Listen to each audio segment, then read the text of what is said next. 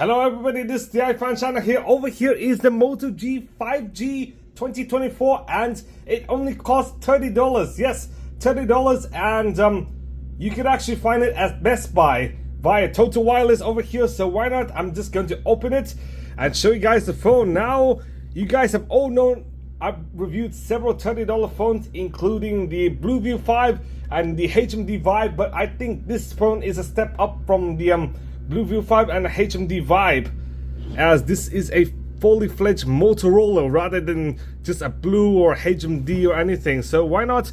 Let's open the box and let me go through the specs first. 6.6 inch, 50 megapixel camera, 1 day battery life, aka 5000 milliamp hours, and this phone does have a 50 megapixel plus 2 megapixel camera. The 2 megapixel is actually a macro camera, and the 8 megapixel is actually the front facing camera, and this does have 5G, and it has 128 gigs of storage, 1 terabyte of expandable storage, and an octa-core processor, as well as several more perks. So why not? I'm just going to open it. Now unfortunately I'm going to be moving out of this apartment, so I do not have a knife. And here it is. Why not? I'm just going to open it.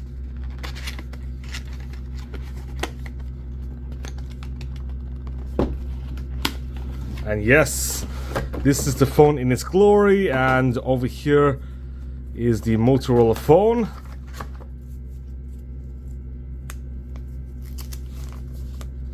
Now this is what the phone looks like, quite sleek to be honest. And why not? I'm just going to power it on.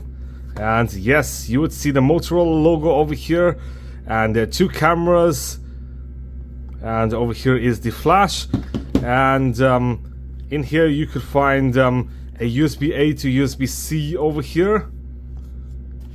And let me see if there's any headphone jack.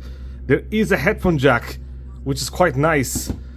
And over here is some miscellaneous junk, so why not? I'm just going to leave it all aside. And over here is a phone. I'm gonna see you guys soon. Okay guys, I just set up the phone, and why not? I'm just going to go through the specs with you guys. And starting off with the screen, this phone does have a 6.6 inch display, which means it's quite a big display. Now this phone is a 20:9 aspect ratio, so it is quite tall to be honest, but the resolution is quite pathetic, just like other budget phones. In fact, the HMD Vibe and the Blu View 5 does have a similar resolution. This is a 720p screen, yes, 1612 by 720 with a pixel density of 267 pixels per inch. I'm not even joking. Now, despite the low pixel density, this phone does have one trick up its sleeve: 120 Hz. Yes, even the iPhone 16 and 16 Plus and 16e don't have 120 Hz. They only have a 60 Hz display, but this phone has 120 Hz. I'm not even joking, but it is definitely not going to be anywhere snappy as ProMotion or like the Samsung Galaxy 120 Hz. But it is still quite spry nonetheless. But given the processing power, I do believe the 120 Hz definitely feels more like 60 Hz on the iPhone, but I'm not too sure. But at least there is one gimmick, which is the 120 Hz display. And another feature this phone has is the Infinity O display with a camera punch, as you guys can see over here. Yes, definitely a lot more premium than that of Infinity V, with a mini notch seen on the Galaxy A14 or the Blu View 5 or the Boost Celero that I've reviewed a few months ago to a year ago. So yes, there's that. And the max brightness is at 430 nits, which is on par with many budget phones. And as for the design, this phone is quite sleek for the money. Now this does feel similar to glass, and let me show you guys the back. Now this is quite smooth, and you do see some 90-degree angles, yes, some sharpness, but otherwise it is quite smooth for the price point, especially if you're paying $30. Now compare with the Blu View 5 or the HMD Vibe, and this phone definitely wins in the design department. It is definitely quite premium compared to some of the other cheaper phones, but it is not as premium as a flagship, however. But I would say this phone is definitely at the $100 to $200 price bracket if you want to buy unlocked. And yes, there is a fingerprint scanner. Now the fingerprint scanner is actually here. I'll show you guys. And not only is there a fingerprint scanner, there's also a face unlock.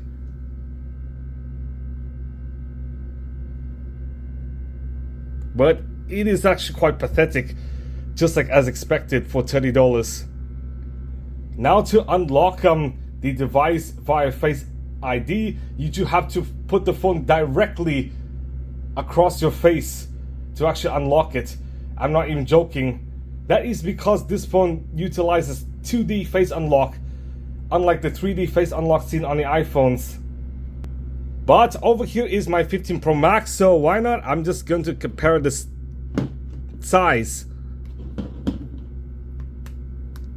As you guys can see, the Moto G is slightly bigger than that of the 15 Pro Max, despite the fact that 15 Pro Max has a bigger screen size. As you guys can see, slightly bigger bezels than that of the iPhone, but still, it is quite decent, to be honest, for the price. You're paying like $1,000 for this and $30 for this. Well, in reality, like used prices for the 15 Pro Max are as low as like $600 to $700 actually. So you're paying $600 to $700 for this and about $30 for this.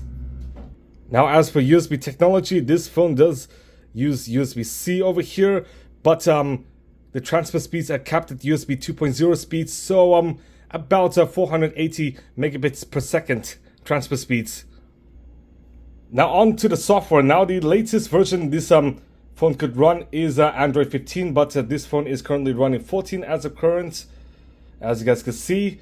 And 15 has come out like last year, but unfortunately this phone could not run 16. 15 is the latest version this phone could run, and based on the calendar, this phone has 2 more years of security updates, so you would get security updates up until 2027, which is quite decent, kind of equal to that of the A14, but the A14 in reality is 1 year older, but the A14 would receive security updates up to 2027 as well.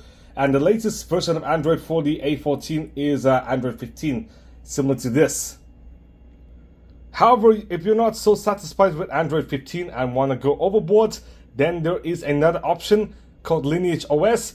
You could download a ROM from Lineage OS and then port it into your Moto G 5G, and you could run a future iteration of Android if you could. Now, a good perk of this phone is it has 128 gigs of built-in storage. I'm not even joking, 128 gigs, all for $30. Yes, $30. Not only would you get 128 gigs, you get a whole damn phone. And unfortunately, it did use some storage, but when I initially set up this phone, it had 113 gigs total. So system uses around 10 gigs, and some bloatware uses 5 gigs. Now, even though this phone is extremely fast for $30 to $50, as you guys can see, quite smooth, you would expect some latency here and there. So it is not going to be as smooth as a flagship, but it is extremely smooth for the price. Over here, you would definitely experience some latency here and there, but I do believe this phone is decent for rudimentary tasks such as email, YouTube, phone calls, light to medium games, light to medium browsing, music, and taking pictures and videos. Okay guys, I'm now on Google search to show you guys how spry this is over here. Now you would definitely experience some latency and some lag, but still it is quite smooth, especially for the price. Yes, now I'm going to go on images over here. And yes, it is definitely smooth for sure. And why not, I'm going to go on Wikipedia. Okay guys, here's Wikipedia. Now Wikipedia is quite a rudimentary site, but I'm going to show you guys about Wikipedia. It is quite decent over here. And why not, I'm just going to search for the state of Transnistria, which is a landlocked country. Actually a pseudo country, but still it is part of Moldova over here.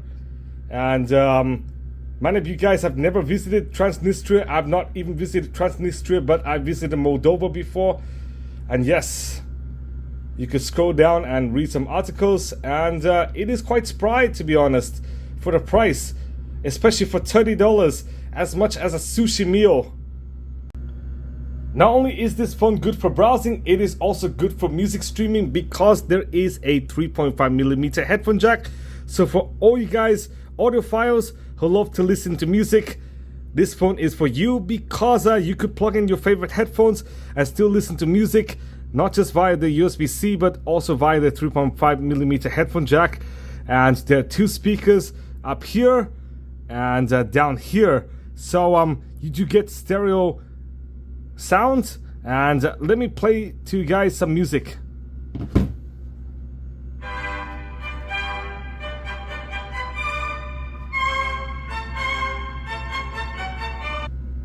Not only is this phone good in terms of music streaming because of the stereo speakers, this phone is good in music streaming because it packs a big battery. In fact, this phone packs a 5000 mAh battery.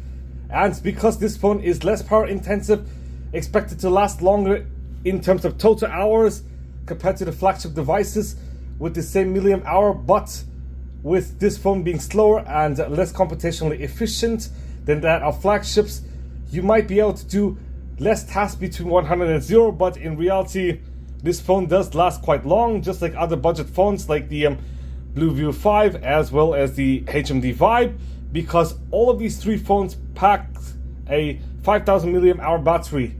And this phone takes it up a notch because this phone does support 18-watt wide charging. Yes, 18-watt wide charging.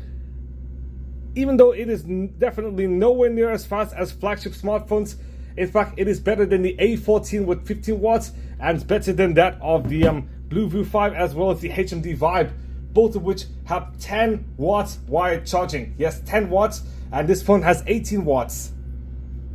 And not only that, this phone also features IP52 water resistance rating, which is definitely a perk for a $30 phone.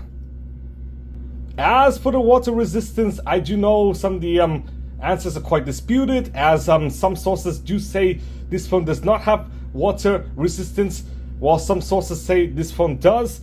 But why not? I'm going to run this CPU benchmark for a bit, and let me tell you guys the specs of this phone. Now, this phone does have a Qualcomm Snapdragon 4 Gen 1 6nm chip with 8 cores, and 2 which are performance cores, which are 2.2 GHz, and 6 of which are efficiency cores, which are 1.8 GHz. And this phone has an Adreno 619 GPU and 4 gigs of RAM. And why not? I'm gonna see you guys after this Geekbench test is finished. After about 10 minutes, the Geekbench scores are ready. Over here it is, the single core score and the multi-core score. I'm going to leave the comparison between this as well as the A14 and the Boost Celeron 5G over here.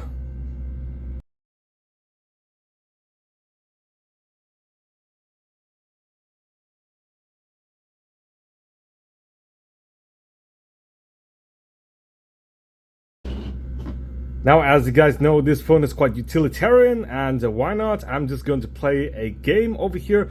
Now, this game is Wordscapes. Now, this is quite a basic game, but I do believe this phone could play moderate games, not just the most rudimentary ones like Wordscapes, for example. But over here it is.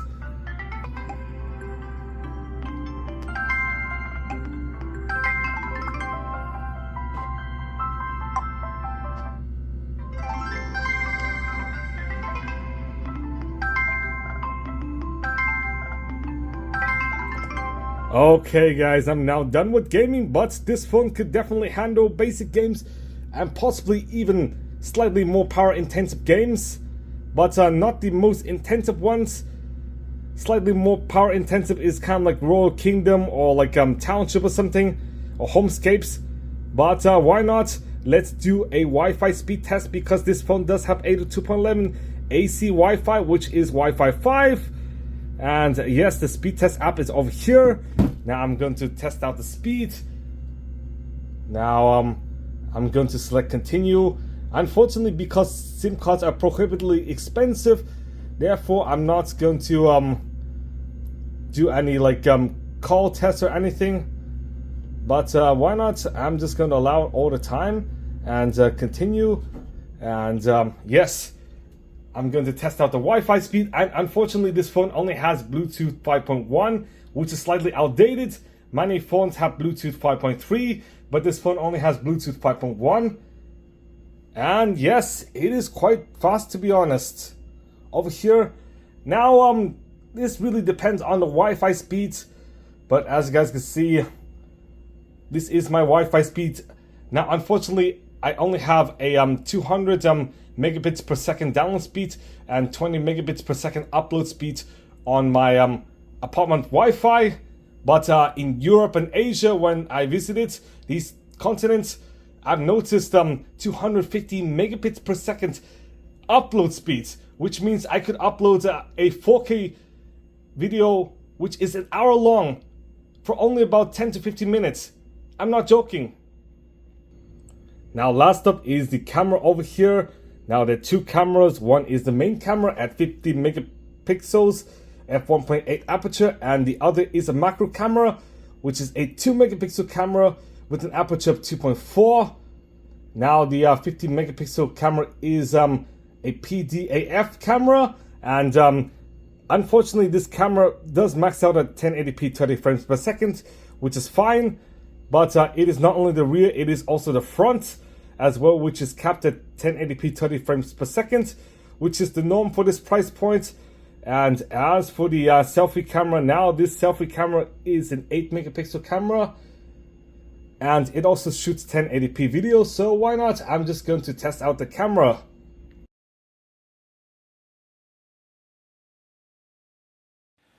Okay guys, over here is a video sample test of the Moto G 5G, and why not? I'm just going to go out for a bit.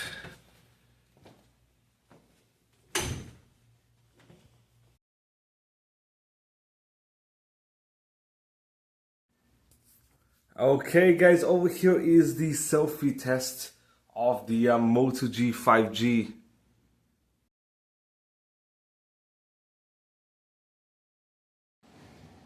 Now lastly, over here is the outdoor video sample of the Moto G 5G. Now I'm going to move out of this apartment in a few days, so I'm no longer going to live in this apartment, and I'm going to live another 15 miles away from this apartment.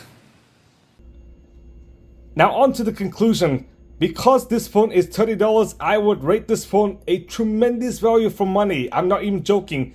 $30 gets me this phone, which not only has a decent camera and decent battery and decent performance, it is also sleek, and it also has some gimmicks such as 5G, a higher charging speed than that of some rivals such as the Blu View 5 and even the Galaxy A14, and it has an Infinity O display as well as water resistance and even a 120Hz display, something the iPhone 16 doesn't even have. I'm not even joking.